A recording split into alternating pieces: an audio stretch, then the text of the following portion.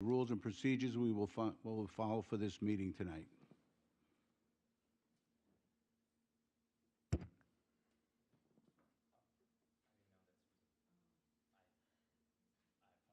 That's okay. We'll be with you in 1 minute. Please stand by.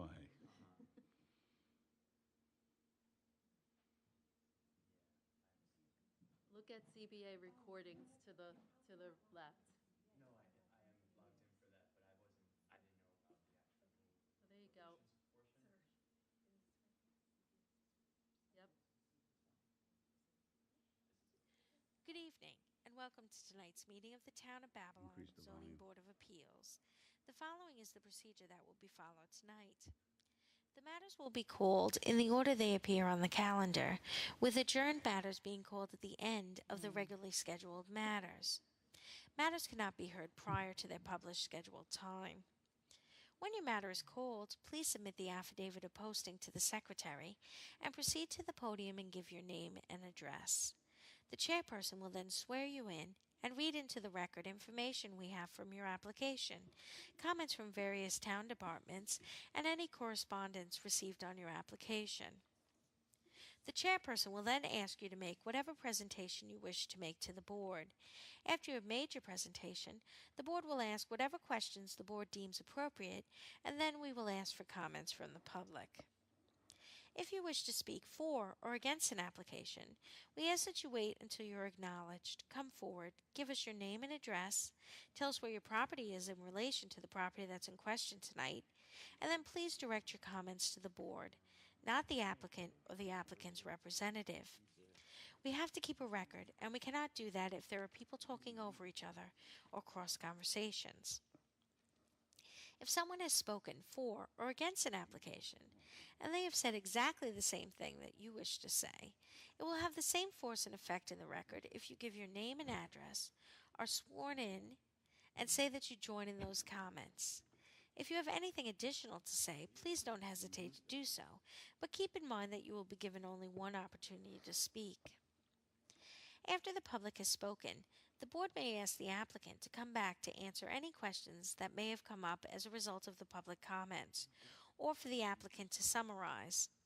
When the applicant comes back to answer any additional questions, if that happens, that does not start a second round of public comments. Once the matter has been heard, various things may occur. The board may decide the application immediately. It may reserve decision.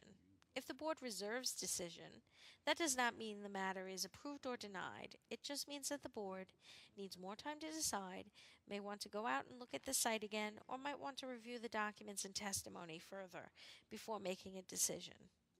In either event, the applicant will receive the board's decision in writing shortly after the board makes its decision. If the application is approved, that does not mean that you can then go ahead and start construction, or whatever it is that you requested from the board. You will have to wait for the building permit to be obtained from the building department before your go-ahead. On some occasions, the matter may be continued for another night. If it is continued, in most cases it will be for the submission of documents, a new survey, new plans, or something of that nature. If that's the case, no one needs to come back on the new date. The documents will be submitted and no further testimony will be taken. On rare occasions, a matter may be continued for future testimony. If that's the case, then people would have to come back to testify. If matters are adjourned at an open meeting on the scheduled date of hearing, no further notice need be given unless specifically required by the board on the date the adjournment is granted. 3 rules that may affect your ability to proceed tonight. 1. If the sign was not posted for 10 days, we cannot hold the hearing tonight. 2. If you commence this proceeding while you own the property, but no longer own the property, and you are here now to continue with the application, you will need either the written consent of the new owner or the new owner to be present for the hearing. This situation could come about if you sold your house or building, money was held in escrow at closing for a certificate of occupancy or permit, and you're here tonight to clear that up. Lastly, if your application is a commercial application and it's other than a renewal, and there is more than one tenant in the building, then you need your landlord to be here. Is there any applicant that has any difficulty with those situations and would need an adjournment tonight? Is there anyone here that would need an adjournment? For the record, there are none. Please rise and join us in the Pledge of Allegiance. Pledge allegiance to the flag of the United States of America and to the republic for which it stands, one nation, under God, indivisible, with liberty and justice for all.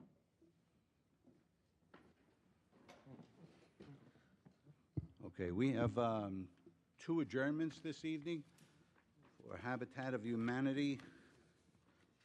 Is there anyone here on those applications? Application 23-128 and 128B? Okay. We're going to make a motion to adjourn those applications to 9/24/23. 921. 9/21? Yep. 9/21/23. Second. All in favor? I'm the representative of Habitat for Humanity as the architect. I did ask in the adjournment that we either schedule before or after the 21st. Oh, I'm sorry. I apologize. You want to step up to the podium, please, and give me your name and address for the record? Yeah, my name is Jack Roseberry. I'm the architect for Habitat, and my calendar date the date just rang in my head. We're okay for the 21st. I'm leaving the 23rd. Mr. Roseberry, we had received your Yeah. letter and we scheduled accordingly. Okay, I'm sorry. It just popped in my head, and I just went, wait a minute. Okay. Back to that. Schedule an adjournment for application 23-128 and 128B for 9/21/23. Second was Marco. All in favor? Aye. All right, thank you very much. First application, Dashu Cleaning Services, number 23-126. Yes. Can I have your name and address for the record, please? Tushard Rosenberg, 27 Paul Court, North Babylon, 11703. And you affirm to tell the truth? Yeah. Thank you. For the record, we have a Planning Division memorandum dated August 16th, 2023, Department of Environmental Control memorandum stating that this application will have no result in significant environmental impact.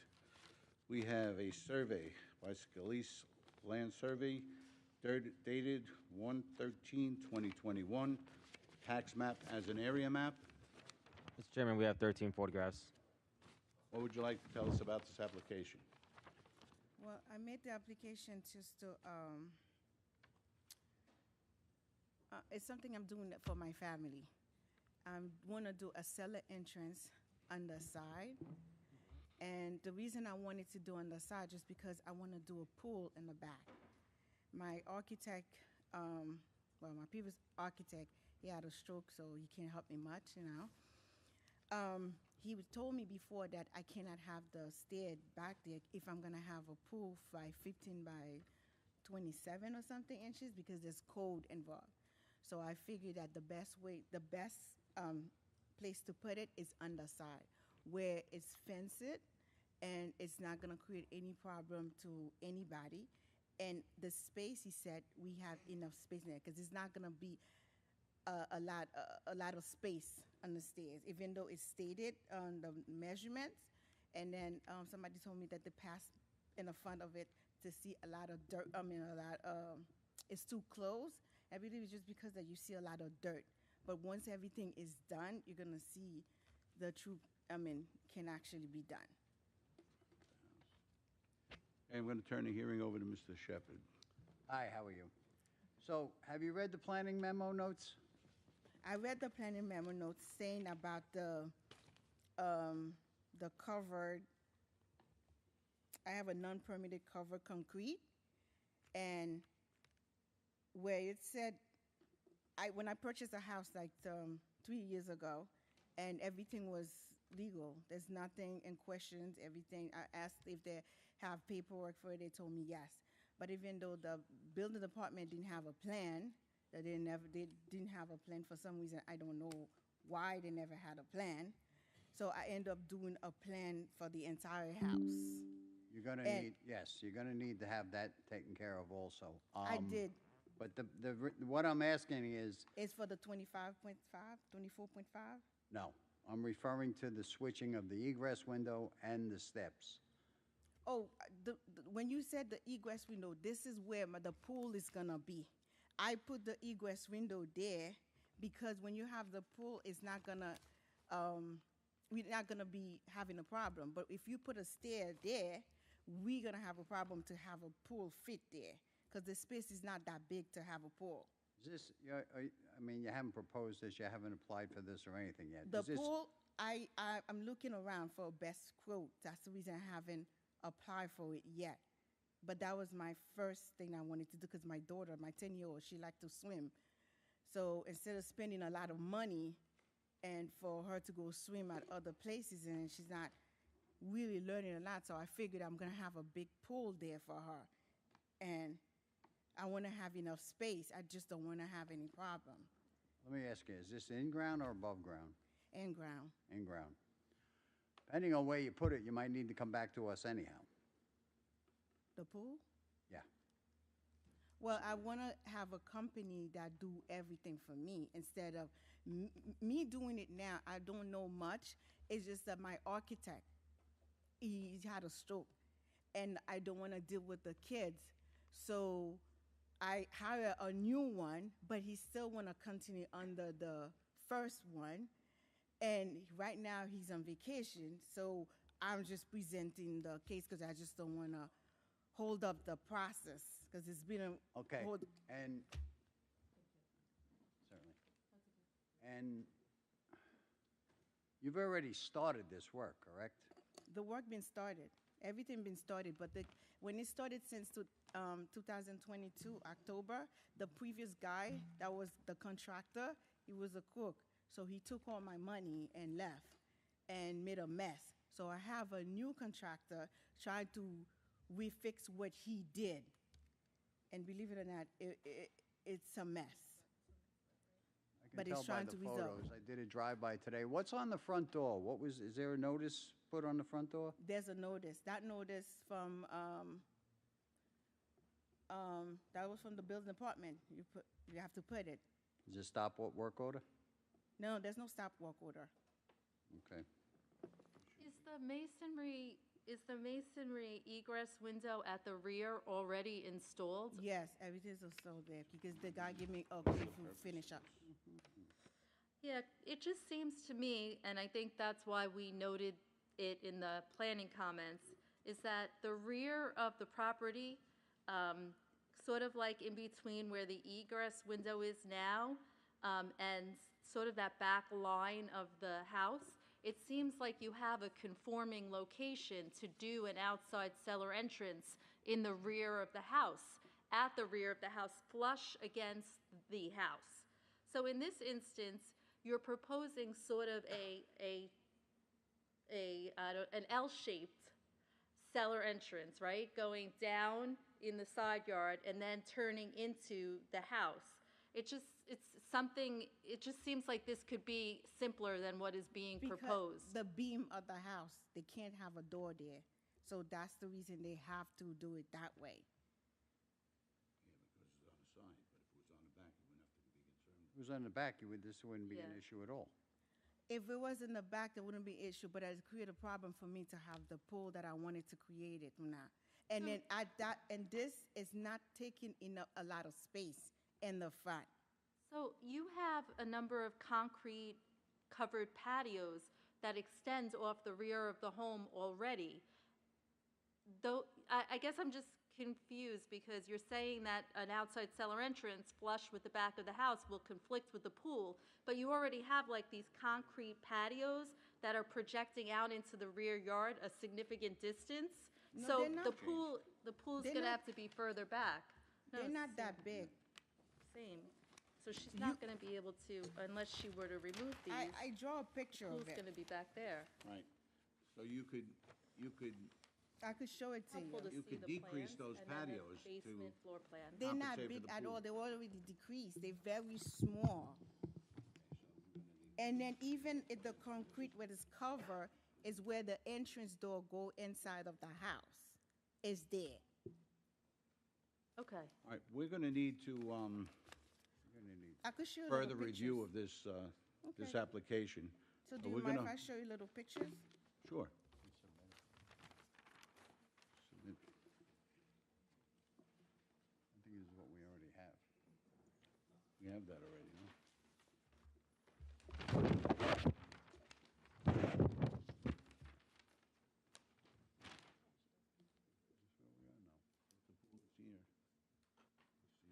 Yeah, yeah. It seems like where the window well is, there could be a conversion to an outside cellar entrance that would be conforming at that location. That's what Katie and I had noted in the memo. Okay.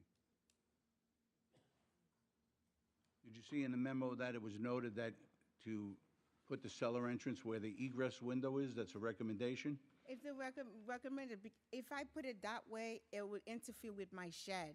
If I put it this way, it's gonna interfere with the pool that I wanted to have. Shed's all the way up against the south fence. Yes, and it doesn't. It's look not like- all the way in And the if this fence. pool is going where you have this drawing, you're definitely gonna need to come here because it looks like you're gonna be too close to the end of the property line. Well, the guy that did it come here, they have something from the satellite, whatever, to measure it. So they told me, based on the town, they know that it can't be placed this side. You better revisit Yes. these regulations then. Okay, Are you still working with the existing architect that drew these plans? I'm the other architect working with him because he's sick. So he said with the estate, they can still go through with it. So he's there, he's doing it, and the other architect working with him. So he's the surveyor. It looks like this was Edward. Edward Dickman. Is he the gentleman who you're no longer working with, or is he the one you are working with? I'm not working with him, but my architect, the one that I have to hire another one, he's working with him. so he's helping, He's helping. he's assisting. What do you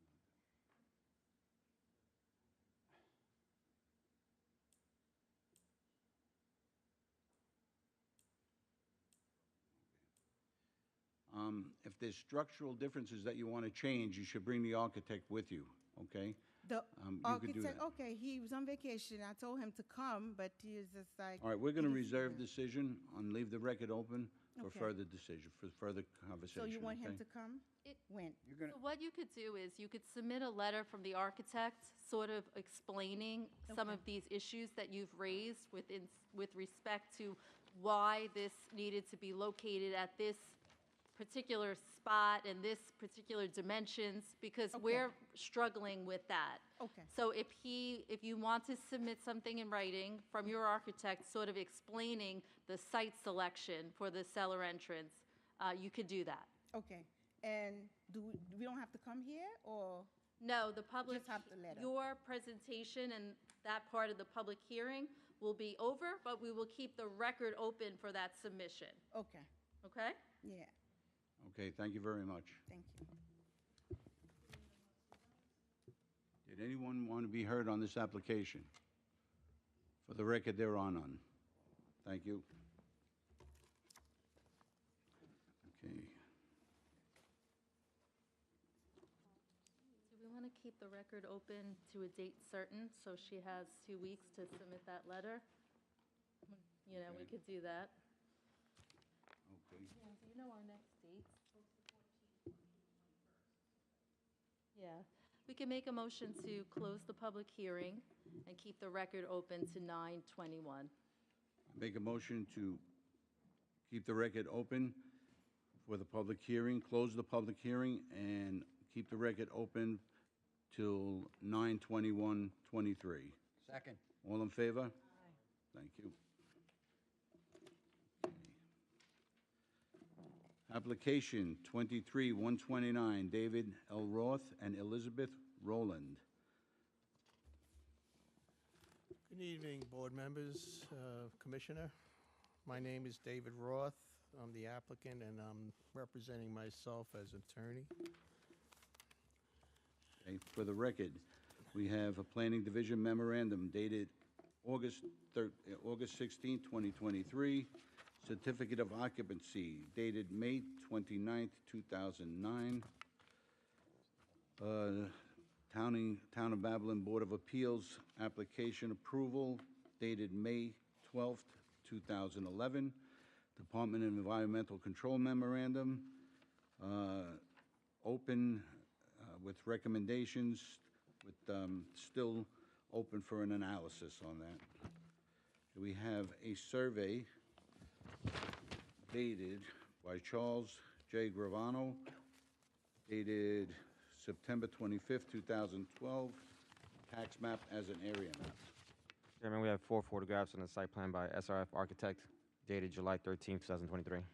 Thank you. Item number 6 in the board correspondence is a packet from the applicant. Item number 6 is correspondence. Okay, let's go to that. Okay.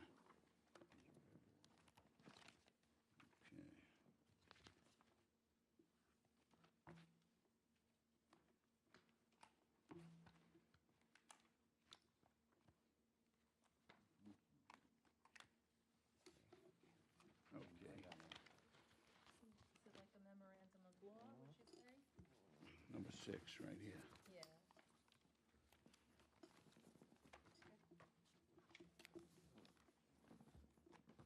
Okay. We have a packet here by David and Elizabeth Roth with detailed information on this application. What would you like to tell us about this application? Thank you. What I'd like to begin is to tell you that we acquired the home in 2011. And at that time, the house on the front, if you look at the survey, you'll see that there's a house, a main dwelling in the front, and then there's a cottage in the rear. And then in between the two of them on the east side is a detached garage. And we bought this property at the time. The house in the front was approximately 1,100 square feet. The cottage in the back is as it is today. And we moved in and we found that the house in the front was a little bit small at 1,100 square feet for my wife and I. And in the back, my son lived in the back, my adult son. And that worked out well for him as a single person for a number of years. Even though it's quite small, it's about 700 square feet. In any event, that property had originally, I think in the 90s, it went to the non-conforming board, or the Board of Review for non-conforming status, and the board originally denied it, and it went to an Article 78 proceeding. And at that time, the court determined that both the house, the cottage, and the garage could all be maintained on that property as a legal non-conforming use of the lot. And that was long before we bought it. But the owner who I acquired it from, he had all that paperwork. So a lot of that paperwork is in that package that I submitted with the correspondence this evening. I'm not going to go through it in detail with you this evening, but in summary, what it says is that those three principal structures were all legally non-conforming uses of that property that could be maintained in the future. So after we moved in, we found, again, that the house was kind of small and confining, and we came to the board soon after we bought it and made an application to this board. I don't know if any of the present members were on the board in 2011. I know the chairman was, who's not here this evening. But if you were, you may remember the application. I don't know. In any event, we had asked that for an extension on the house in the front, which we got approval for. Originally, when we made the application to the building department, the denial was processed, and I had some question about it, and I met with the town attorney at the time, who was Paul Maggiata, and we discussed the applicable code section, which is 213-23, which deals with extensions of nonconforming uses. And we spent quite a bit of time looking at it, and they actually changed the denial before I came to the board at that time as a result, to indicate that the relief that was in question was whether or not the extension of the home on the front would constitute a variance, would need a variance under 23B for, as an expansion of the use of the land, as opposed to a use of the structure. And we came to the board, and he and I still disagreed. I had indicated at the time that I felt the code did not restrict did not need a variance under 213-23B. Made an application to this board approved it without that relief. In any event, rolling the clock forward now, we find ourselves in a similar situation, or virtually the same situation, with respect to the cottage, because the cottage, which used to work when it was 700 square feet and only my son lived there, he got married a couple of years ago. It still worked out okay when it was just a couple sharing the one bedroom, but now they are expecting. There's a baby coming in December, so we're looking to do to the cottage a similar addition to what we did to the house in 2011. So it's the same issue with respect to 213-23B that was raised in 2011 with respect to the house, is now being raised with respect to the cottage. Again, we secured the denial, so I have made the application in the alternative, appealing the denial, or challenging the denial with respect to whether I even need that variance, because it's already been previously determined by this board in 2011 that I didn't need the variance. So I don't think I need it again now. But if I do need it, I'm asking the board to approve the variances as needed with respect to the addition to the cottage. So the cottage as it exists now is really just a one-bedroom. It's got a very small kitchen, very small little eating area that combines, and you can look at it on the survey. You'll see it's kind of like a very narrow little structure.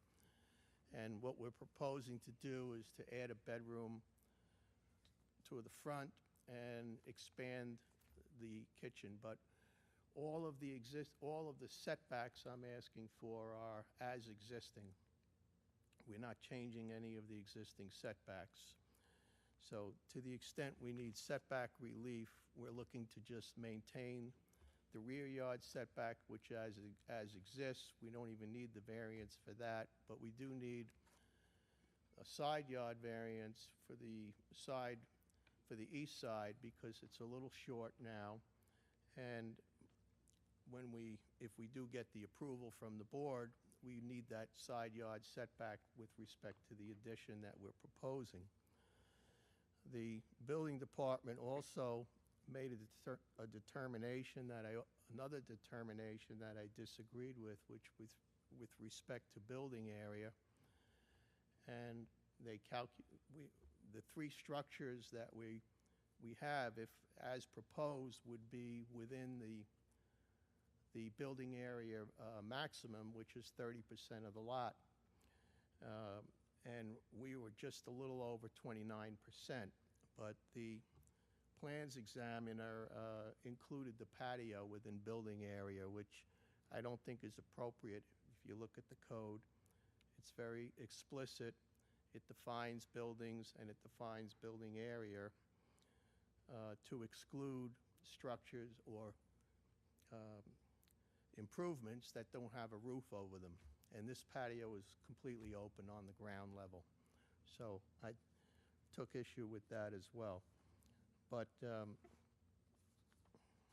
as I said before, if the board finds that the variance is needed, we're asking for the relief in the alternative to a decision that we don't need the relief at all.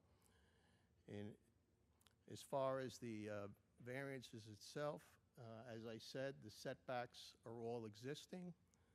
I cannot see any detriments to the community at all, as I've outlined in my submission to the board. There are precedents that have already been established with respect to this property, both in the original determination as to the nonconforming use. That court decision interpreted not only Section 23, 213-23, but 22 as well. And the court clearly determined in that case that the restrictions of the code apply to the use of the land, not the use of the structure. The uses of the structure are conforming uses. Because that, and because of the prior board decision itself, which there's court precedent that says a board must follow its own decisions. We've cited cases on that as well. And when you apply the town law with respect to balancing the benefits to the applicant, the benefits are obvious. We get a little more of the amenities. A 700 square foot home is, as you can well imagine, is quite confining. And as we now have my son and his wife and a baby coming, they're just looking for a little bit more of the amenities that most people like in a home. If you weigh the benefits against the potential detriments, there really are no detriments to the community at all by this proposed addition. I saw that the Planning Division made a recommendation or expressed a preference that we would stay within the 25% that they calculated, but that would be unworkable from an economic standpoint because of just to remove and construct such a small addition of only 170 square feet just wouldn't add anything. It wouldn't be cost efficient at all. And I think that's about it, unless there are some questions from the board. Could I just clarify something for the record? I think that I have previewed your argument, so I know about what happened in 2011. I think that's a little confusing if you haven't, sort of gone through it like we did, right? So in 2011, there was an application to expand the front house. And in that case, the building department denied, based on the same matter that is before you tonight, that a non-conforming use is not allowed to be expanded by more than 25%.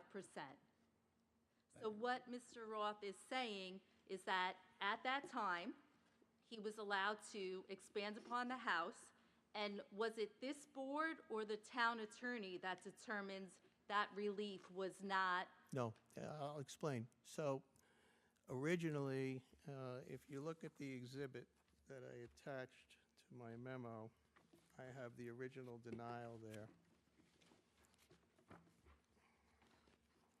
Just want to find the document and tell you what letter exhibit it is. Yeah. That is Exhibit C. It's Exhibit C, yeah.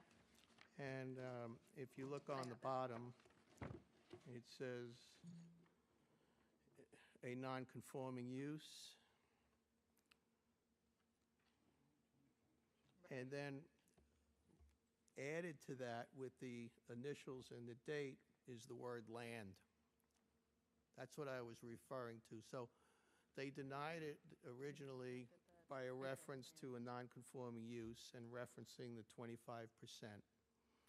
And after that, I had met with Mr. Margiotta, and after my meeting with Mr. Margiotta, they amended this denial and added the word land to make it clear that it was a non-conforming use of land.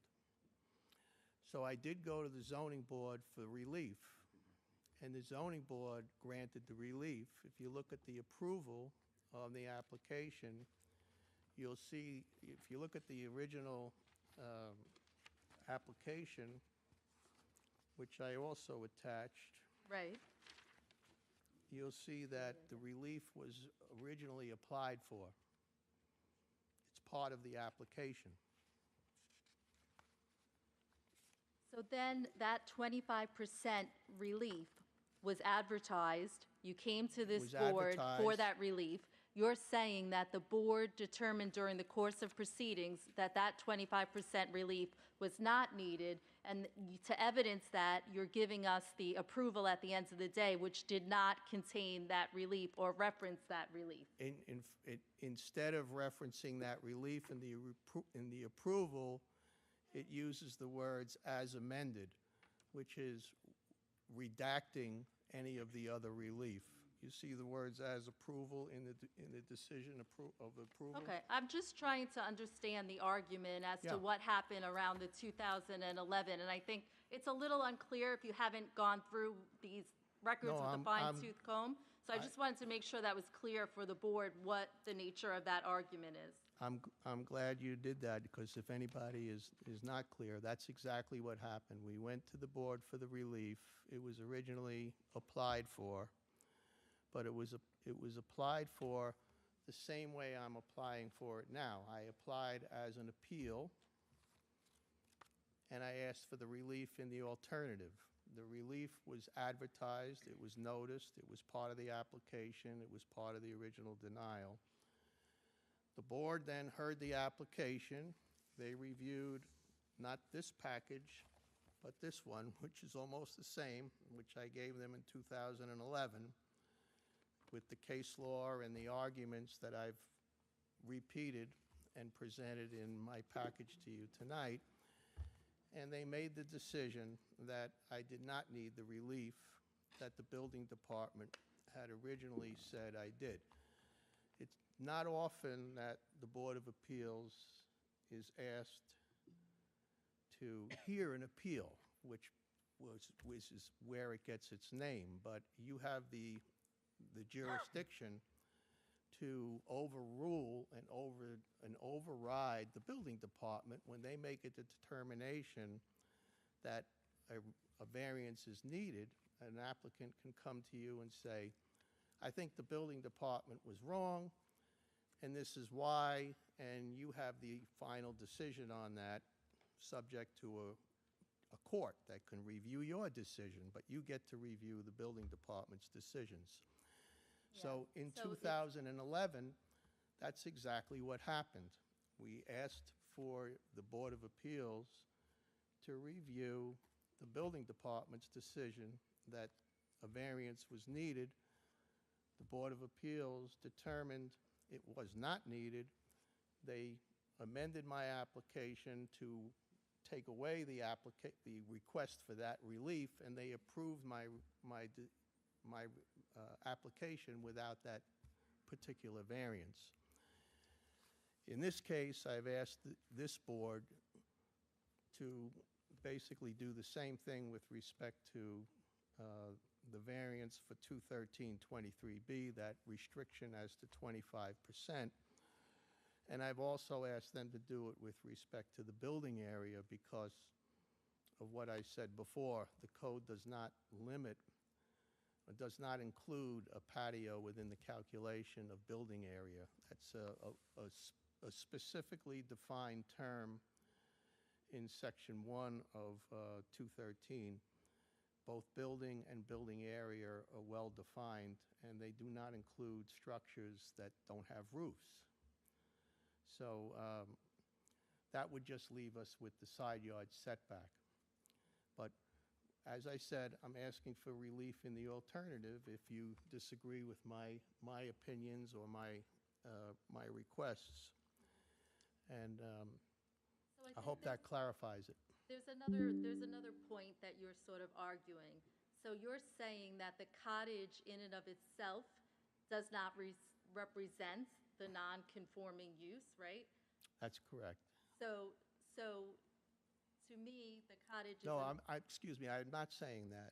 What I'm saying is the existence of two dwellings on one lot represents a non-conforming use of land. It represents a use of the land. Land can be used in several ways. You can use land by putting structures on it, or you can use land by landscaping it. You can use land in a number of ways. And under the town zoning law, in the residential district, the way you can use land in the residential district is for one-family dwellings and uses accessory to one-family dwellings. And what we argued in 2011, and we're arguing again the same arguments this evening, is that the use of this lot, which was established as a non-conforming use by the court in the 90s to maintain two dwellings and the garage on a single lot, represents a non-conforming use of the land, the lot itself.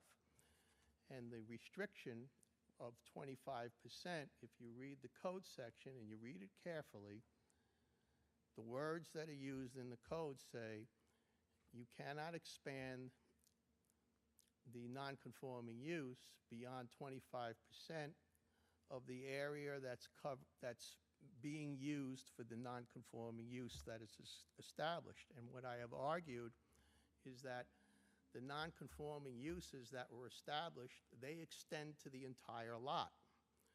They're not confined to the building itself. They extend to the entire lot, and that's the difference.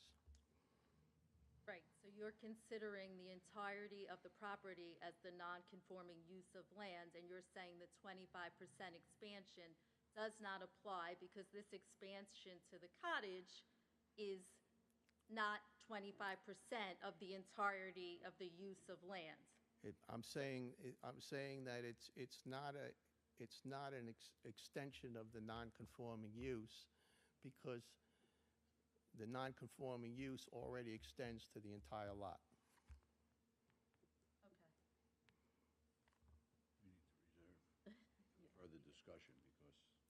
It's think very we all need complicated, I understand that, but that's what the code says. And if you want to amend the code, then that's what you should do. But the existing code reads that way. And in 2011, the board agreed with me at that time, and as I said, I think the board is required to follow its own precedents.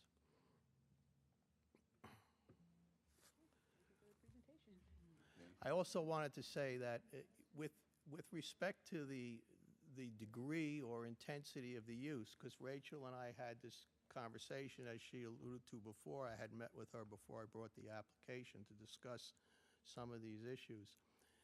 And she raised the question, well, wouldn't that leave you without any restriction? And as I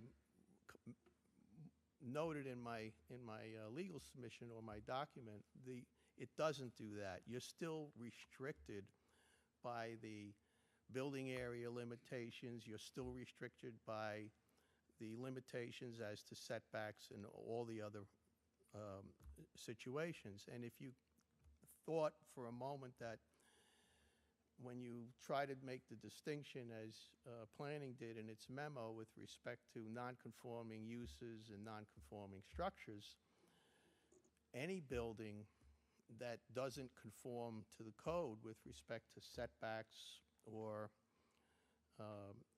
those types of things is a non-conforming structure already, but you would never even think of applying 213-23B if somebody came in and asked to add an extension to an existing house just because the house already was non-conforming. in some respect as a non-conforming structure. As long as it's being used as as a one-family dwelling, you wouldn't even think of it. So 23B Right, so just, only applies to non-conforming uses, and it's very specific when it talks about the existing buildings can be, it says you cannot expand the non-conforming use of an existing building. It doesn't say you can't, and then it has a different provision with respect to a non-conforming use of the land. You have to read it very carefully. But I also wanted to make the comment that even if this application is viewed as needing all these variances, it's not a very extensive overutilization of the property. The It's planning still board is below- saying that the cottage itself is a non-conforming use also, The by cottage- itself, in itself, The cottage Structure. itself is the structure. is a one-family dwelling, and the non-conforming use is a non-conforming use of the lot, which is two dwellings on one lot. But the use of the cottage is not non-conforming, because a one-family dwelling is permitted. That's a permitted use. but why isn't the cottage itself not a non-conforming use and a non-conforming structure? It's an accessory building that's used as a, It's not an As a- accessory building. as a second family unit, a It's- second unit. But it's not an accessory building. It's a one-family dwelling that exists by right as a non-conforming use of the land. And it's not, and that dwelling can be used for permitted uses, which is a one-family dwelling. That's a permitted use. It's a non-conforming structure because it's a non-conforming use of the land. Are there any other questions from the board? But what I was Okay, trying to make the sorry. point before, just in terms of utilization of the lot, if this is approved, you're looking at an aggregate between the house and the cottage. It's modest. It's going to be approximately 900 square feet, I think it would be the cottage, and the house, it's only going to be about 20, I forget the math, but it's combined, it's 5 bedrooms. It's not much bigger than, there are many houses, single houses on lots of this size that would take up the same ground area and utilize the lot in the same manner. Okay. Especially if you take into account that it would be eligible for accessory apartment use. In other words, if the house and the cottage were combined into one building, we probably wouldn't be here discussing this at all. Okay, we're going to close the hearing and reserve. Would anyone like to be heard on this application? For the record, there are none. I'm going to close the hearing and reserve the decision for further discussion. Brought my prop. Yeah. I noticed. Congratulations. God bless. Congratulations. Thank you. Best of luck.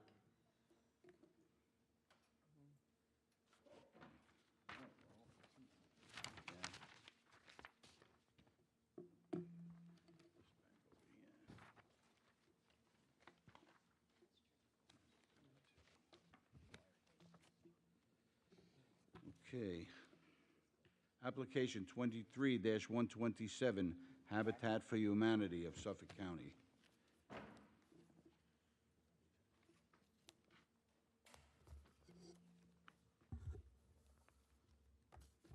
Your name and address for the record, please. Good evening. My name is Jack Roseberry. I'm an architect. I'm the architect for Habitat for Humanity. Home office is located 1029 Sip Avenue in Medford. You affirm to tell the truth. Okay, for the record, we have a Planning Division memorandum dated August 16th, 2023. Department of Environmental Control memorandum stating that there's some limitations here and some recommendations. We have a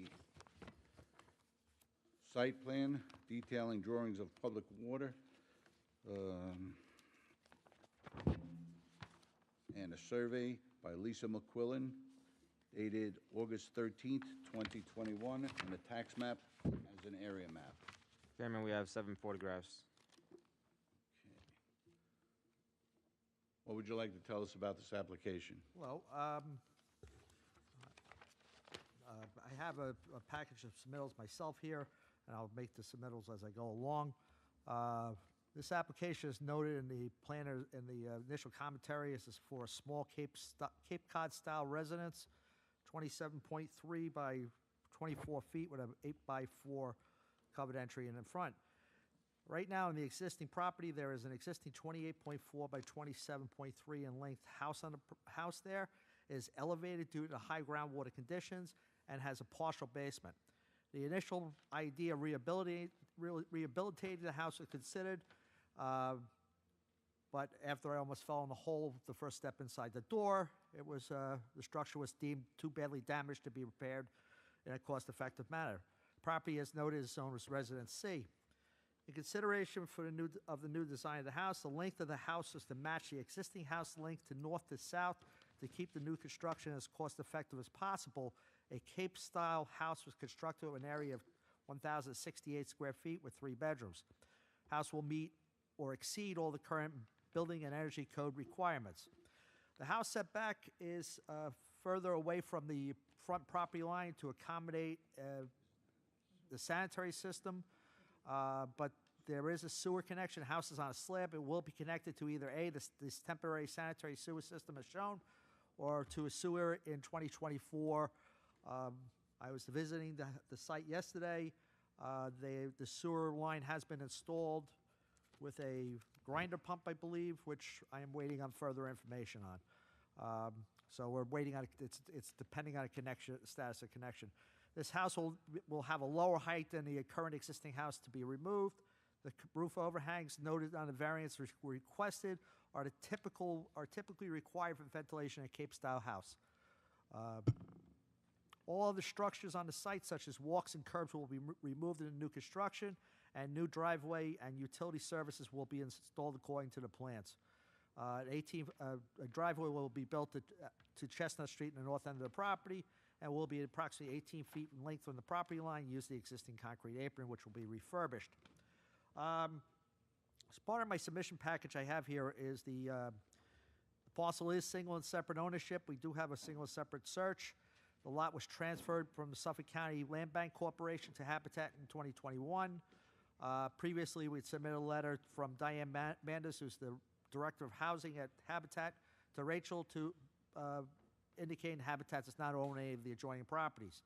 I do have a copy of the single separate search with me, as well as the existing condition survey and the letter for the presentation to the board.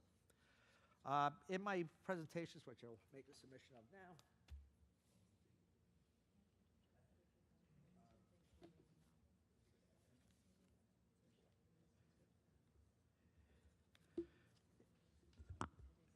in my submissions,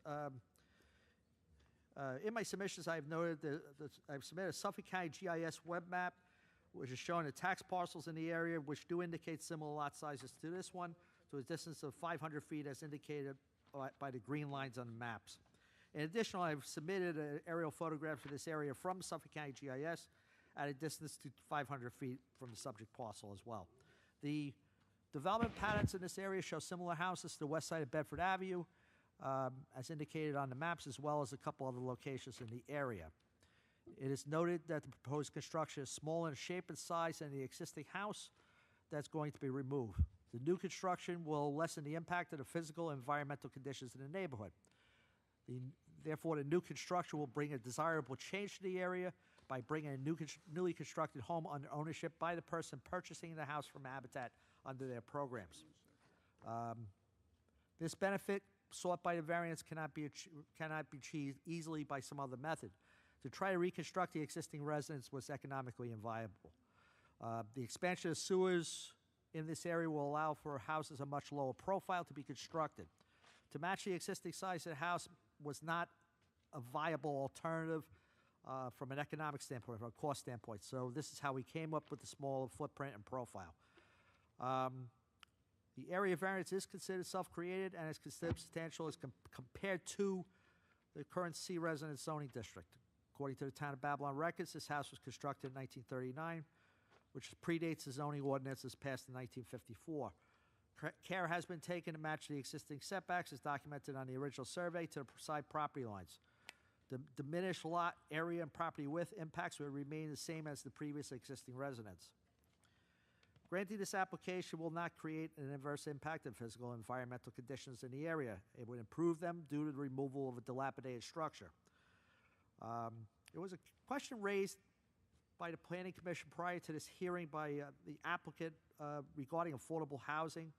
I'd like to read the response from Diane Manders into the record. Habitat for Humanity believes in the generational wealth that real estate creates for our buyers and their family. However, they limit the amount that the buyer can profit from any sale of the house by attaching a 30-year mortgage to the home's equity, which pays itself off over a 30-year period yearly. Our homes must remain owner-occupied at all times. The additional grants and mortgages on their home are only transferable if the future owners of the home are income eligible. That concludes my presentation. I have submitted my testimony into the record.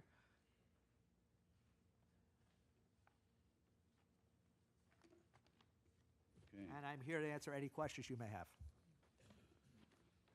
I think the perpetuity question was answered as far as affordable housing goes.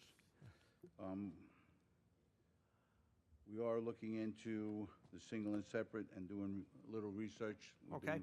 So we're going to just reserve our decision on this All right. until we finish and complete that research, and you'll get a decision as soon. And is there anyone else who would like to be heard on this application? For the record, there are none. Yes, we're going to leave the record open for the single and separate search determination. Okay. Okay, thank you. All right, we'll see you on the 21st of September. Thank you very much. All right. Take care.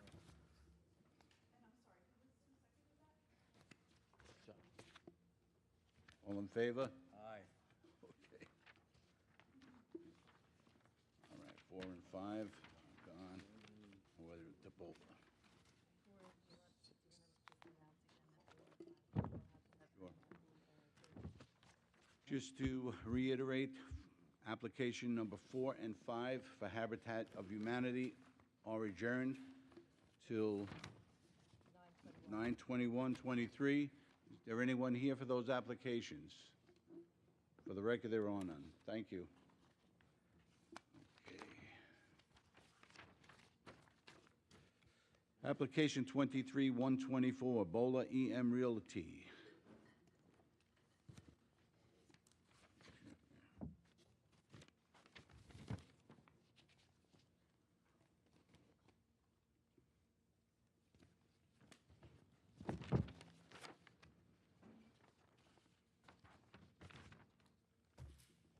Good evening, everybody. Good evening. How are you, Mr. Chairman? Good. For the applicant, I am David Altman from the law office of Brown, Altman, and DeLeo. The address is 538 Broad Hollow Road, Suite 301, Melville, New York. Also with me here this evening, and to my right is Chris Tartaglia from High Point Engineering. Chris is the project civil engineer. I think we have everything up on the screen, but if you want to set up the boards, Chris, that would be great. Okay, for the record, we have a Planning Division memorandum dated August 16th, 2023. We have Department of Environmental Control memorandum with some recommendations for a CEQA classification. Board of Appeals hearing. We have a Suffolk County Economic Development and Planning stating that it's a matter of local determination, should not be construed that it's either approval or denial. We also have a notice from the fire marshal that you need to file for a fire permit, and there's some recommendations here also. And that was dated August 7, 2020, August 24, 2023. We have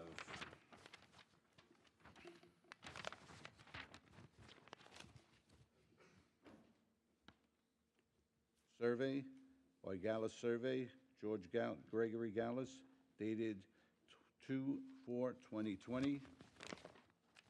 Site plan by Chris M. Tartaglia, dated 3/15/2021.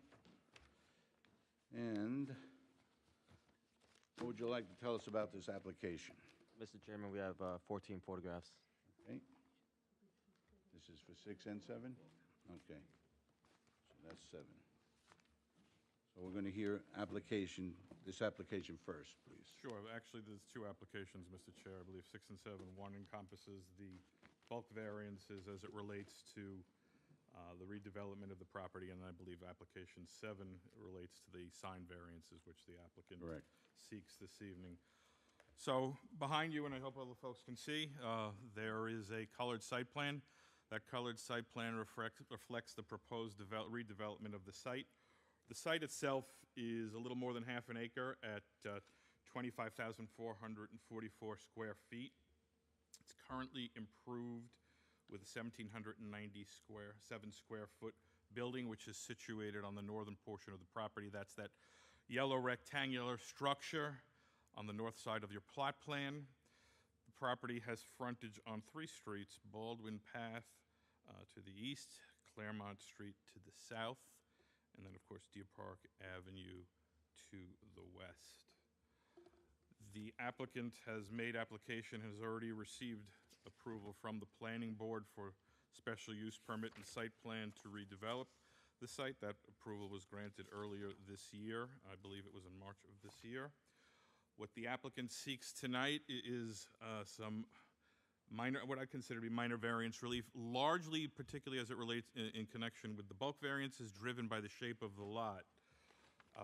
The lot itself, as you can see, is trapezoidal in shape. It is somewhat odd in nature in that it tapers from a north to south direction, and which is fairly evident. That tapering of the lot does create certain development constrictions in terms of setbacks, particularly as it relates to the buffering that the town code requires and the variances are sought tonight along the street frontages. There are 6 bulk variances that are sought as it relates to the design of the site. Right now, there is a rear yard requirement of 25 feet. The applicant seeks a de minimis variance as it relates to that at 24.4 feet. That's an existing condition, which would be to the rear of the existing building. The applicant does not seek to in any way increase that particular existing nonconformity. The proposed 700 square foot addition, which will be on the east side of the building, does not increase that nonconformity, and in fact does not require any variance relief from the east lot line as well. There are also, as I mentioned, variances required for buffering along street frontages, 3 in fact, where 10 feet is required. We have 3.8 feet on Baldwin Path, 5.6 feet on Claremont, and 4 feet on Deer Park. Again, in large part due to the trapezoidal configuration of the site, in addition to which you'll see that the pump island canopy and pumps themselves will remain where situated towards the southwest portion of the site. The existing tanks and tank field will also remain where they are, which is on the eastern portion of the site. As such, to put in the 10-foot buffering along the particular areas, you would in fact be reducing, if not eliminating, certain site circulation and parking to do so. So the variance relief as it relates to that is really necessary, and again, a function of both site dimension and the necessity for site safety for circulation and parking. There is variance also sought for the location of the site itself. It's on Deer Park Avenue. By code, Deer Park is not a location where gas stations are permitted. I will note, however, that this gas station has been in existence since 1966 and has received a C of O as such. There have been prior zoning applications to this board over the years to redevelop the site, and again, The site has been allowed to continue in its current location. We're not changing the use per se. The use is already there as a gasoline station. What will change is the convenience store component, but that has already, as I mentioned, been approved by the planning board earlier this year. Finally, there's a variance sought because the station does abut residentially zoned property to the north. Again, an existing condition, which has been in existence now for the better part of 52 years, 53 years. And again, has been previously approved in prior zoning applications. In fact, this application will provide some better buffering than what exists today. I will note, having received a copy of the Planning Department's memo dated August 16th, the Planning Department also did note that there will be increased buffering and landscaping along the northern lot line, and as you can see from the green space on the northern portion of the site, it's pretty substantial. Double rows of arborvitaes with certain existing plants to remain in effect. Just to note, the applicant Bola itself, and I hope the board is familiar with the Bola brand. The stations are pretty much all over the island at this point, but one of the things the Bola company does pride itself on is its seasonal landscaping and maintenance of that landscaping. They are nationally and locally recognized for maintaining that landscaping, and the company takes great pride in doing so. So the site itself will actually look even better once redeveloped. That covers the bulk variances at issue here tonight. The second aspect of the variance relief sought here this evening relates to signage itself, and particularly as it... Okay, before we do that, we're going to hear that separately, if you don't mind. Oh, sure. Okay? Yeah. That concludes my presentation. If there are any comments of me, or any questions of me, I'm happy to answer them, or of Mr. Tartaglia. He can offer a more in-depth explanation on the site plan. But again, existing condition, consistent with the character of the neighborhood, something that's been in existence for the better part of 55 years now, will not create an environmental detriment. And frankly, a lot of the number of the variances here are not self-created. It's a function of the site design itself and the code constriction. So we would ask that the board look favorably on the application. As far as, and so there's no, auto repairs are out, right? Auto Right repairs now, will- it's an auto repairs existing will be auto out. repair shop. There will be no more auto repairs. Okay, so it'll It'll go just be away. convenience center and Tim Hortons, I believe? is Yes, there will coming be a in? Bola Market and a Tim Hortons coffee shop. That's right. Okay. Any other questions from the board? Yeah, you know that you have, I stated before in the record that you need to apply for a fire marshal's permit also, 100%. right? I'm just going to give you a copy of this because it came in very late today, and I'm not sure it kind of made it into our regular packages. Would anyone like to be heard on this application? Okay, step up.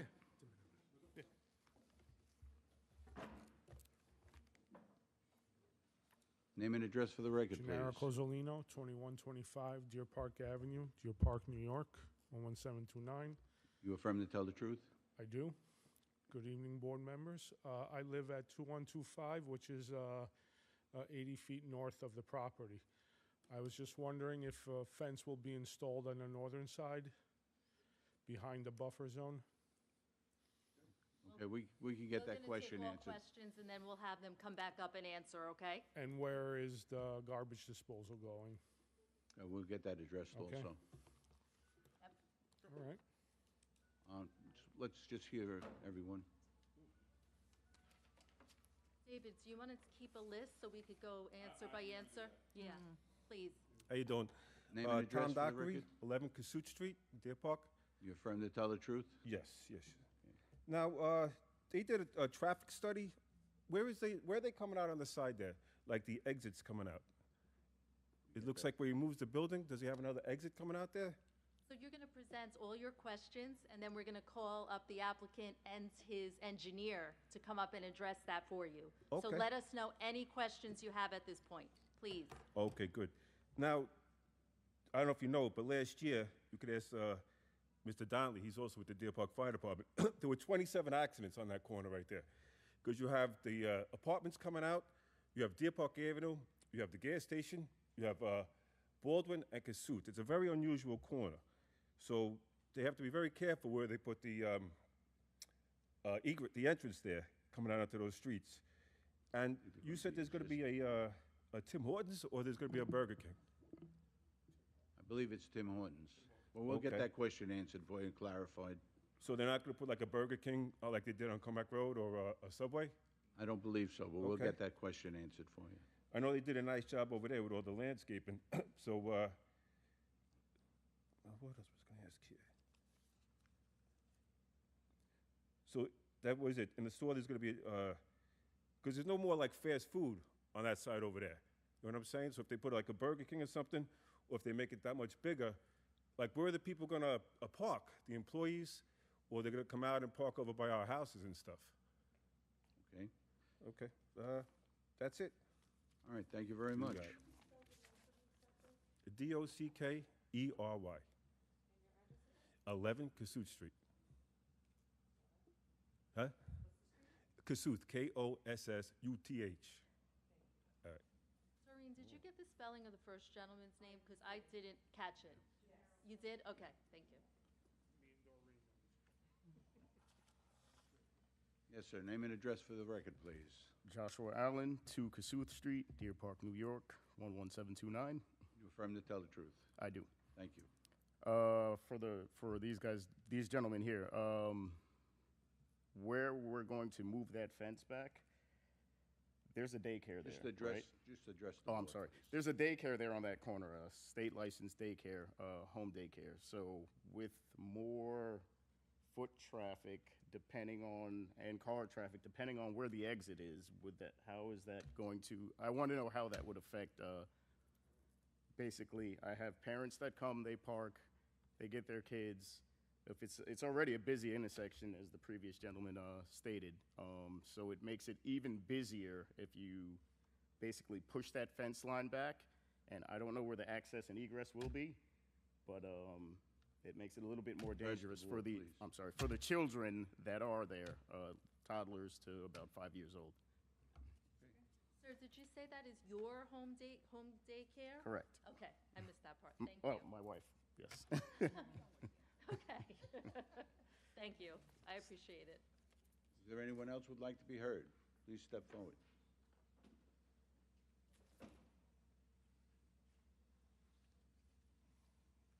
Hi, my name is Barbara Parrish. I live at 359 Old Country Road, 11729, just about 2 corners south of where this is being proposed. And I would you- often walk my dogs down. You affirm to Baldwin- tell the truth, just Yeah, for the record. absolutely, Thank you. 100%.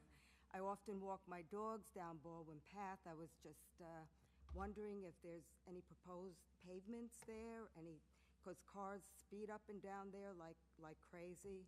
The other question I do have for the applicants here is is the food going to be prepared on premise? And what are the hours of operation for the food service? Is it going to be all-night food service? Is there going to be noise abatement? Is there going to be smell abatement? I mean, all these things cause a great disruption to the residential nature of the neighborhood. And right across the street, there's already food, all your deli, everything.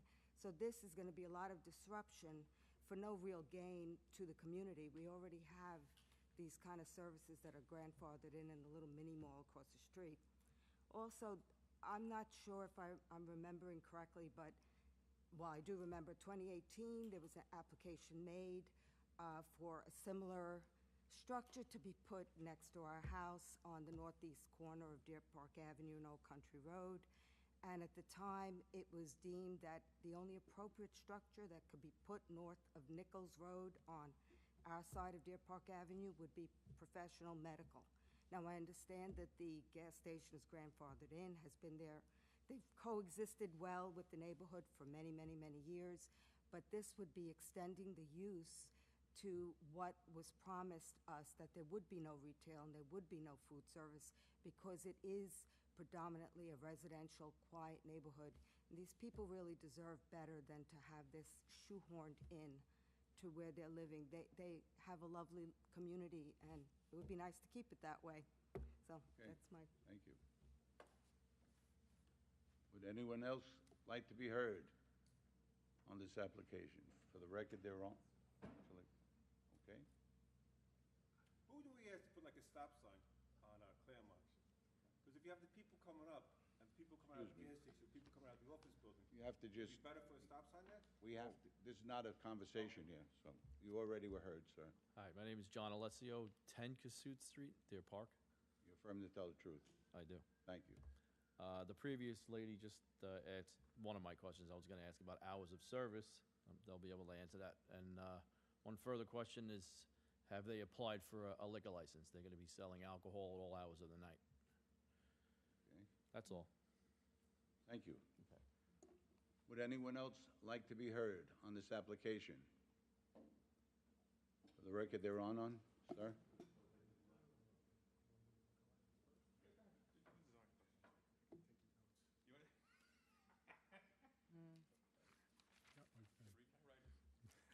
Name and address for the record, please. Yes, good evening, Mr. Chairman, members of the board. For the record, Chris Tartaglia from High Point Engineering, 1860 Walt Whitman Road, Suite 600, Melville, New York, 11747, appearing on behalf of the applicant. You affirm to tell the truth. Yes, I do. Thank you. Right ahead. So going, I guess, in order, first question was relative to fencing that's being installed. I have a laser in my hand. I believe we can see it. So, Nunzio, thank you. So we have a 6-foot-high PVC fence going back in on the property line here. Now, it bears noting that we are showing more green space, as Mr. Altman had indicated. If maybe we could just switch back to the aerial real quick. There currently is on the adjoining property to the northeast, there's a driveway and a shed that encroaches on the subject property that exists. Those structures are being removed, and in fact, this was a relatively key issue at the planning board meeting that we had at the beginning of the year, as Mr. Altman mentioned. Was an illegal and unpermitted encroachment, and there has been a boundary line agreement established with those owners of that property for those structures to be removed during this construction. So going back to that colored rendering, you can see that that rear line now is being reestablished with a fence on the property line on both the westerly and easterly parcels. And then what you see there is the double row of evergreens. There's 38 or 39 proposed evergreens being installed right up against that lot line. And then the other items that you see there are all of the existing trees that are going to remain. So there's a significant increase, in fact, in buffering against the adjoining residential. And again, there will be a 6-foot-high fence along that entire line, answering the first gentleman's question. He also questioned about the garbage enclosure. So the trash enclosure is being located just off to the east side of the building extension in that area that's being shown by the pointer. It does comply with the town requirements for height and length and width and overall area. As you can see, it's located significantly distant from the residential border, both to the east and to the north, roughly 50 feet or more in either direction. So we believe that's a very good location. Relative to the exits to the property and the ingress-egress, I believe there were two folks who questioned that. And specifically with the property owners to the north with the daycare. And I think we have hopefully what is good news for that. So currently, there is an existing driveway located in this location, roughly just to the east side of the building in this area here. I don't know if you can zoom in on that, Nunzio. That is being closed. So the curb cut closest to the residential border to the north is being closed. There's a new curb cut going in 40 feet to the south on Baldwin's. That's going to provide the access into the building, into the parking stalls, and to the tanks. So we're actually moving that access point away from that adjoining home. So if there are anybody or any pedestrians that are walking to or leaving from that facility, they've got a very significantly longer distance now before there will be a car traversing the sidewalk coming in. So I believe we've made that situation significantly better than what's there today. Relative to the Tim Hortons use, just to clarify what Tim Hortons is, because there's several around, most of them are in the Bola convenience stores, but it is a coffee offering. It's primarily a morning offering. They have coffees, small egg sandwiches, and donuts. So the predominant use of that food service is going to be in the mornings. maybe a little bit throughout the day for some coffee or donuts as folks may want to come in for those things maybe later in the day. But there's really no dinner service. There's no late night offerings whatsoever. In terms of when they will close the actual Tim Hortons counter, it's a separate counter within the building. Generally speaking, they typically close somewhere around 6 or 7 o'clock. But it's all based on the community demand. If there's more demand for coffee and donuts and those offerings later in the evening, then they'll stay open later. If there's less, they'll close earlier. And where's that food prepared? There is food prepared in there, but that's an excellent question. So there's no cooking per se. If you think of a Dunkin' Donuts as a great example, it's very similar to that. Everything is prepared effectively in what's deemed a proofing or a microwave. There's no actual cooking. There's no grease. In fact, by fire marshal regulations, which we just got a notice from the fire marshal today that Rachel gave to me, so there's no exhaust hoods or anything required because there's no cooking. So there's no odors that would emanate from the facility, unlike the Burger King that was mentioned. And this indeed is not proposed to be a Burger King or any kind of a frying or grease-using cooking type of operation at all. So even more benign than a deli would be, in fact. With regard to, I think I answered the question, I hope, on the daycare and the impacts maybe of the curb cut and or the fencing and the buffering. Again, I believe we're improving that situation. And the last item, which Mr. Altman usually handles, is just with regard to the license to sell beer. So there's two different licenses, as the board may be aware, and the audience as well. There is a liquor license, which a liquor store or a bar gets, where they can sell mixed drinks, alcoholic drinks, and mixed drinks. This is not that. This is going to be what's called a beer and wine license for consumption off premises. Certainly nothing on premises, and this is just in compliance with all SLA regulations. I don't know of any convenience stores that don't have such a license. And certainly there's no seating on premises, so there'll be no on-premises consumption of food or beverages. Everything is for takeout. Okay, could you just address the parking conditions and the sidewalks, if you don't mind? Certainly. And thank you. My colleague didn't write those down for me, so thank you for remembering those. It's quite all right. To address the last person who spoke, so down at the corner of the property, and I believe I was understanding her comments, I know she said she walks her dog up and down Deer Park Avenue. So one of the things that we are doing at the corner is we're adding a ADA compliant ramp. Now this is in accordance with the state DOT regulations and requirements. So the ramp that's out there now is not ADA compliant, meaning that it is not doesn't have the proper widths and slopes. So we are going to be replacing that with a much more user-friendly ADA compliant ramp. Additionally, all the sidewalks and curbs will be replaced along Deer Park Avenue. So they will all be brand new. If there's any cracks or crevices or trip hazards, those certainly will be eliminated. Similarly, along Baldwin's Path, same issue. The sidewalks and curbs will all be replaced pursuant to town standards. So if there's any conditions there that require addressing or ameliorating, then they will be all brand new.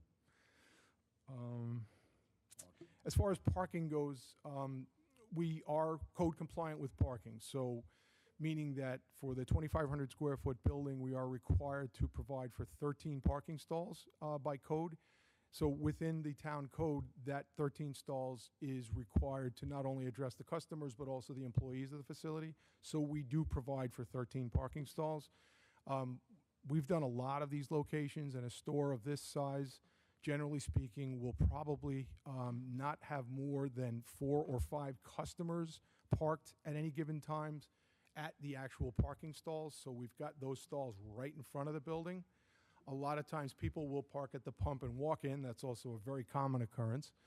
And then what we envision is 3 employees parking here at the south end. Those stalls are not very convenient for customers who want to go into the store, so that would be the longer term parking for the employees down at the corner of the site. So we do not foresee any concern with not having enough parking stalls. Certainly all parking will be contained on site. There will not need to be any within the community or on the public roadways. How late is the gas station open? Hours of operation? So the gas station is 24/7, as it is today.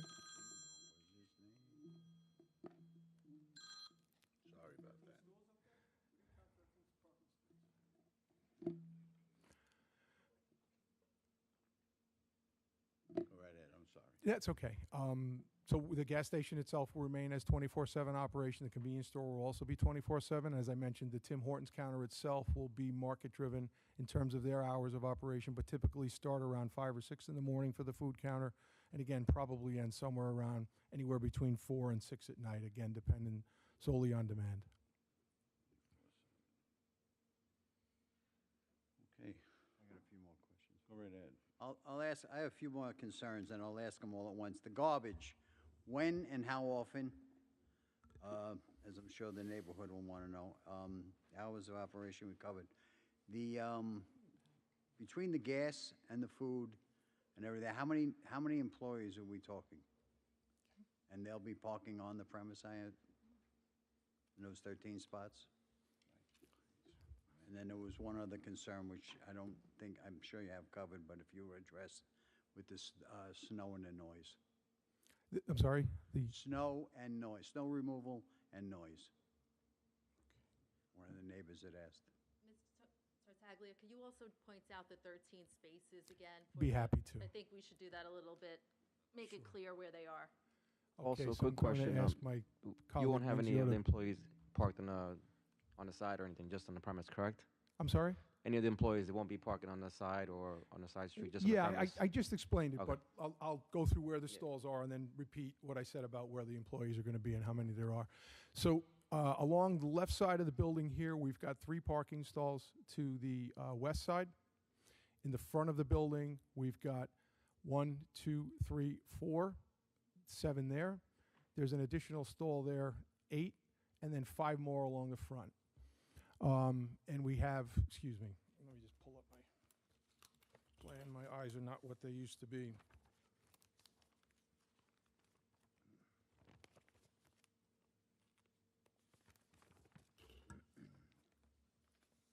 Okay, so just to count them off. 3 to the west of the building. Another 4 up front, so 4, 5, 6, and 7 and right in the front.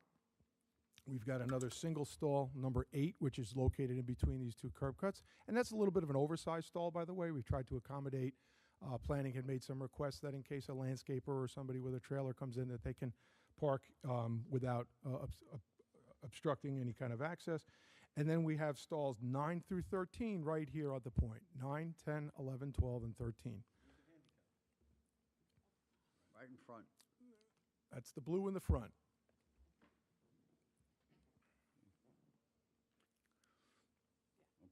Okay. So if I can answer the rest of the members' question.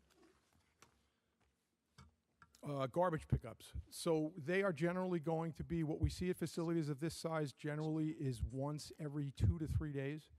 Timing of those is generally off-peak, usually in the either mid-morning or mid-afternoon hours is when we try to get them done for the off-peaks. Generally speaking, especially in town of Babylon, we are somewhat at the mercy of when the carter will pick them up, but we do try to get them to come during hours when we are not busy. Just so you know, it's always a concern that comes back at us, so. Agreed, and again, understood. And again, neighborhood's I think, town of Babylon we have to use the town carter, and we do what we can to work with them on the hours of operation. And generally speaking, they're very compliant and cooperative.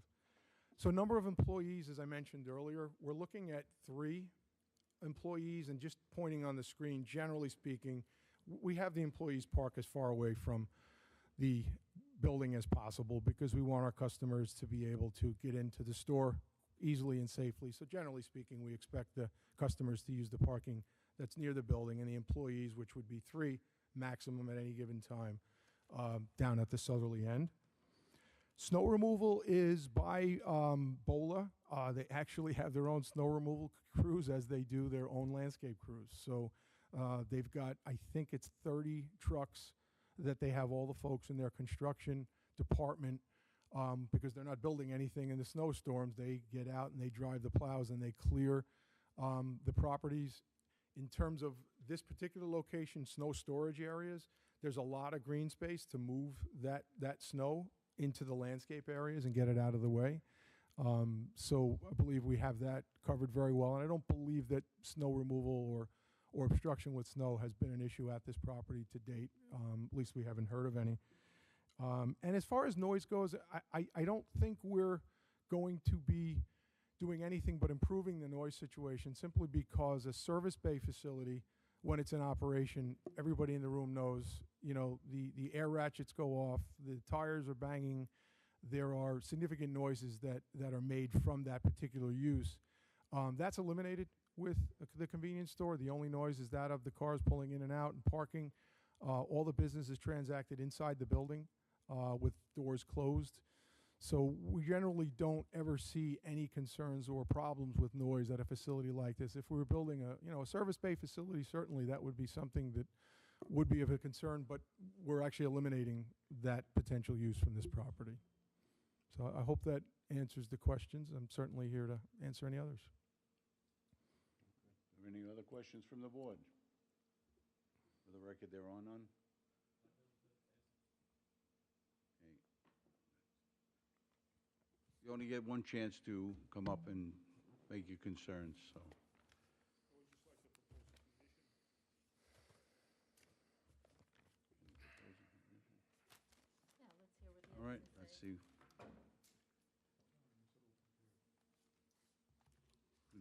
Go I'd right like to ahead. condition that they install a fence prior to any construction work, the northern fence, so that any debris doesn't go onto our properties. Okay, we'll take that into That is it. consideration. We'll address it and see if it can be done. Okay. I think that would be based on the construction itself, or who's ever doing the construction.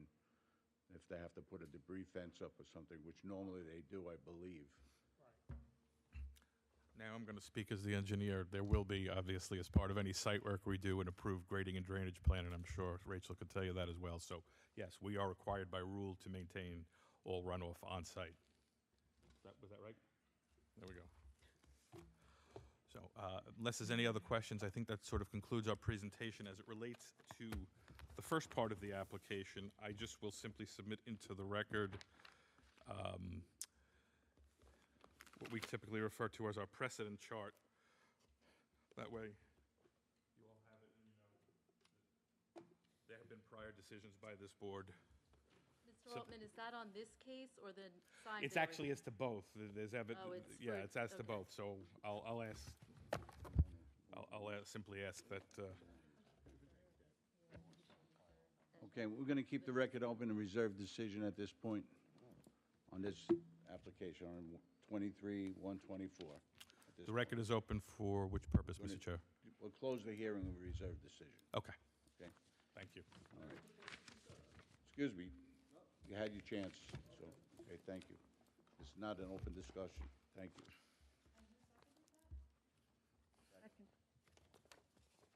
Christine, all in favor? Aye. Thank you. Okay. Let's do this. Application 23-125, Bola EM. Name and address for the record, please. Sure. David Altman, Brown Altman and DeLeo, 538 Broad Hollow Road, Suite 301W, Melville, New York, for the applicant. And we know you affirm to tell the truth, you're an attorney, okay. So this is the companion case to Just the let me read these Oh, documents sorry. into the My record. apologies. Thank you. For the record, we have a Planning Division memorandum dated August 16th, 2023, Department of Environmental Control memorandum stating this application will not result in any significant environmental impact. We have a site plan by Bola Engineering dated, what was the date here? 3/15/21. Survey dated 2/4/2020.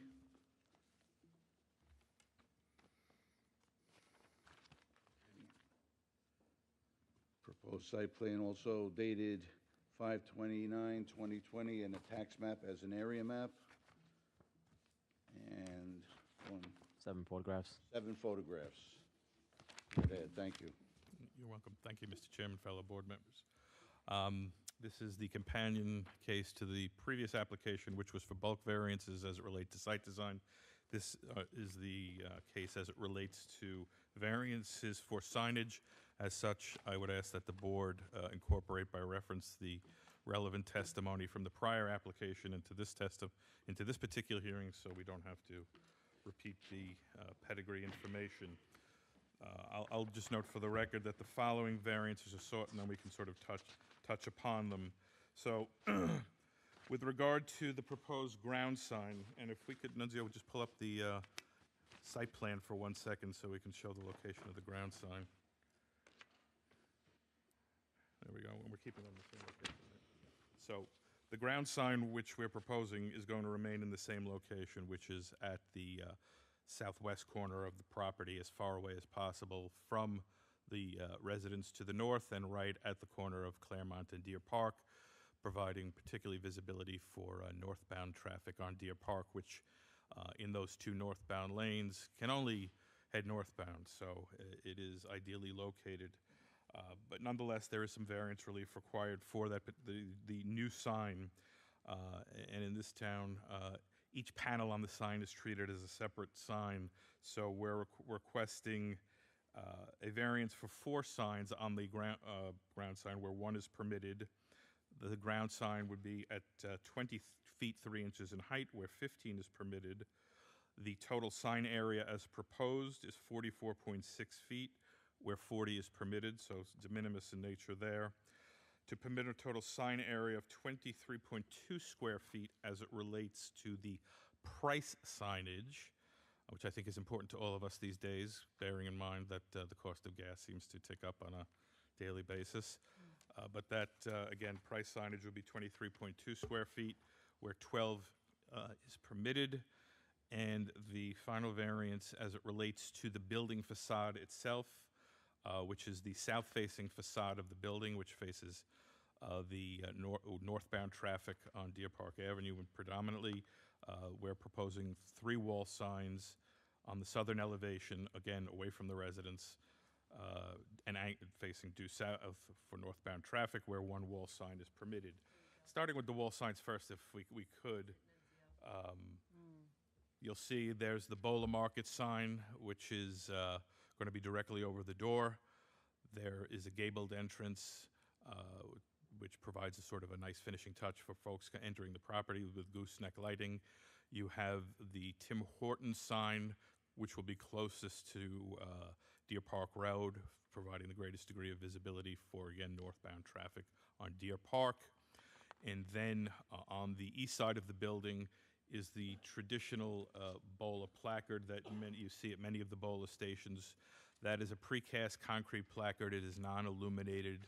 It is an architectural decorative symbol. It's sort of the family crest for the principal and founder of the company.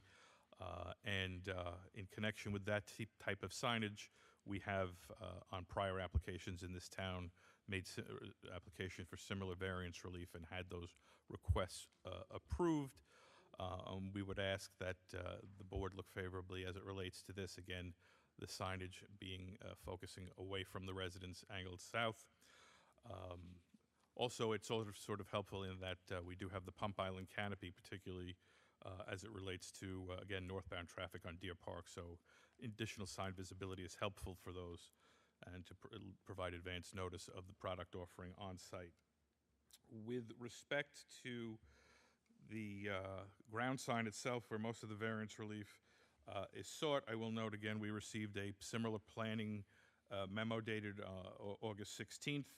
Planning Department offered a couple of comments as to the ground sign. I will note that the variance relief sought for the ground sign tonight has been granted on similar applications, as noted in the packet which was provided to you.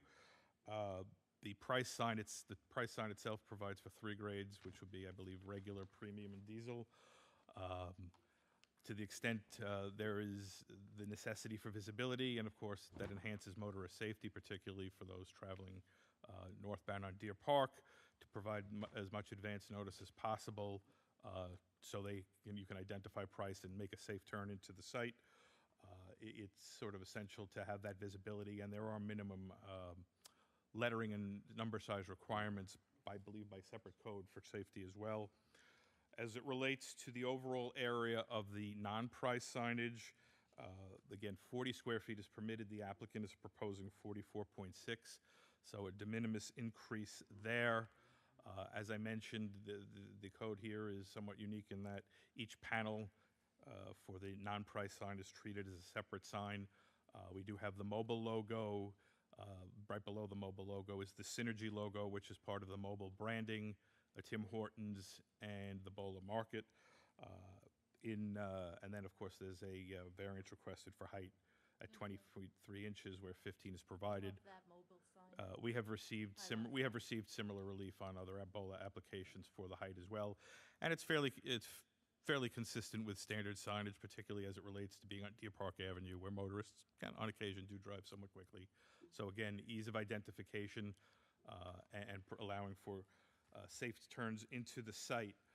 I will note, in fairness, and as part of the planning department memo, we were asked to see if we could pare the sign down. We would ask that the board look favorably on the sign as proposed, but should the board wish us to pare the size of the sign down somewhat, just to reduce the square footage, in speaking with Bola's principal, we can certainly remove the Synergy panel if need be, and I think that will reduce the size of the sign Well, if we, somewhat.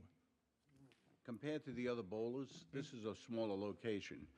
So the need for a 20-foot sign, I mean, if you reduce the amount of panels, because it's just redundant, right? Bola Market, Tim Hortons, these signs are already on the building.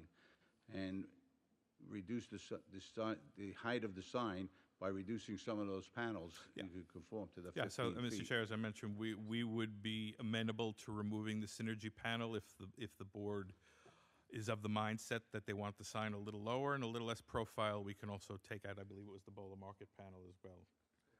But the others are really essential. All right, John? If I may say so, and I said this the last time you were here, the one you have in Copeg on Sunrise Highway, I can see that thing from Massapequa when I leave the gym in the morning. I'm serious, just about. And it's like, it's the only thing you see coming down Sunrise Highway when it's still dark in the morning, if you're coming from that direction. I think the point and the problem being here is you get it, then the next guy wants it, then the next guy wants it, and we're a land of signs up and down the highways.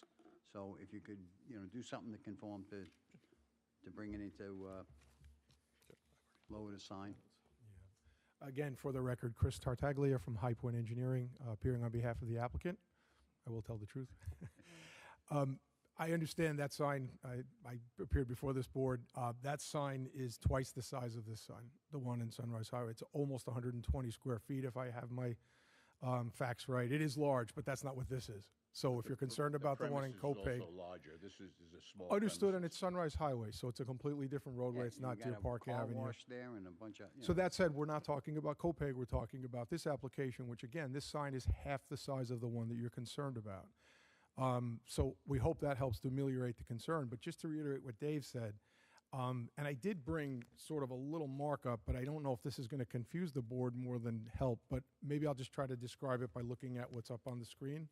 So if we remove the Synergy, which is the red panel below the mobile, right up top, and then, sorry, my laser's not working, and also the Bola Market sign, so that creates a height savings of just under 3 feet. So we go from 20 foot 3 inches down to 17 and change, about 17.4, if my math is correct. What that also does in terms of the allowable area for non-price signs is it actually drops us about 8 square feet below what's permissible by code, so we're actually lower. So then we're talking about a height issue primarily, with the height of around 17 feet. We'd be happy to lower the sign even further to get it to conforming, but here's the only constraint. Town code requires 8 feet clear below the bottom of a freestanding sign. So we're right at that. I don't want to offer to go lower than that, although we'd be happy to go with a 15-foot code compliant height sign, but that would result in that sign being roughly only 4.5 feet from the bottom, so that in eliminating one variance, we create another. So we don't want to get into that sort of catch-22 either, but if that's something that the board would want to condition, I don't know if it's possible legally, Rachel's shaking her head, I didn't think so.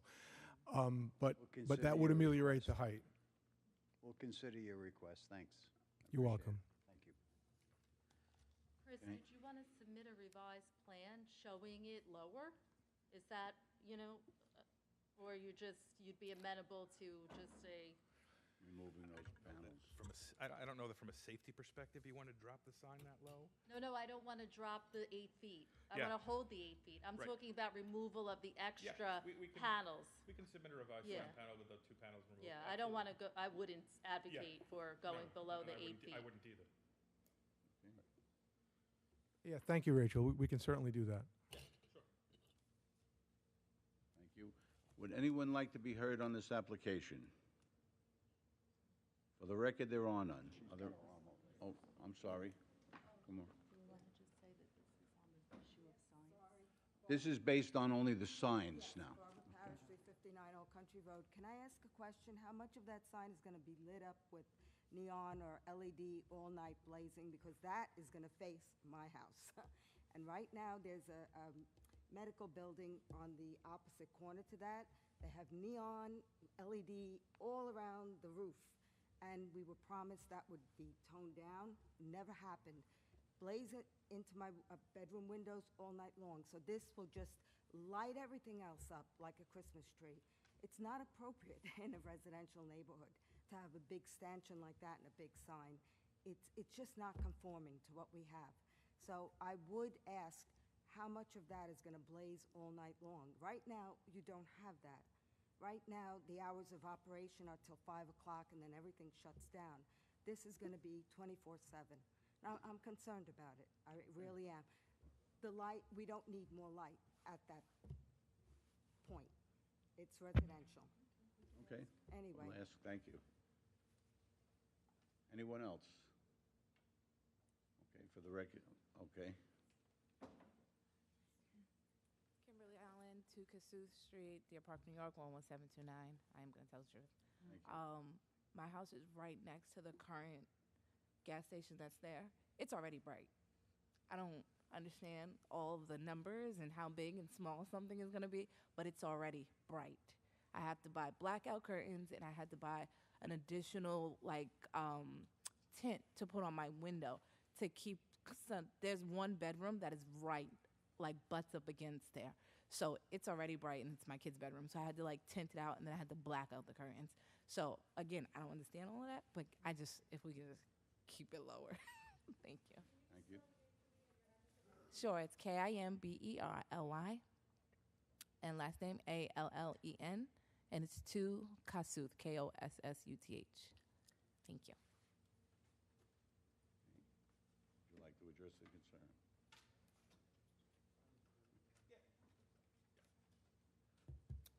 The location of this, just for the record, and I'll repeat, the location of the sign is not changing. There is a sign there today which is illuminated at night, similar to what is proposed today.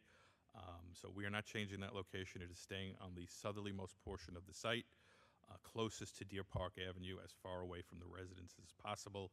You will have a site distance of approximately 175 feet to traverse. You have the building in between the homes to the north, as well as the substantial additional plantings that BOLA will be putting in the process. So the sign itself will be more than adequately screened from the residence to the north of the property. It will be, in fact, more screening than what's there today. And again, the station has been here for the better part of, as I said, 55 years. We're not changing what's currently existed and what's existed for the last 55 years. I believe the site is also dark skies compliant, is it not? Right? We will be replacing existing lighting fixtures with contemporary modern state-of-the-art LED. So everything will be improving as it relates to lighting itself from what exists today. There will be less light trespass is the term. I'm sure the board has heard that many times. So it'll be an improvement over what exists today as it relates to site lighting. Okay, thank you very much. Do we have any other questions from the board? For the record, there are none. We're going to close the hearing and reserve decision for revised plans on the... Sure. Thank you, Mr. sign Chair. form. Appreciate it. Thank you, everybody. Have a great night. Thank you. Can the residents stay for 1 minute? I just have a question. I'm the planning commissioner, and I'm just a little curious about something. So if you have a minute. Second. John Shepherd. Correct.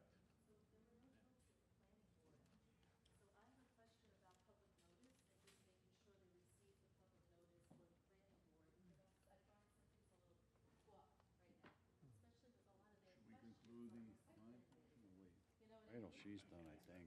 I know, I just want to, yeah. We certainly did the compliance mailing on it. Yeah, so I just don't want to interrupt the board, so do you guys want to walk back this way with me? All right, go ahead.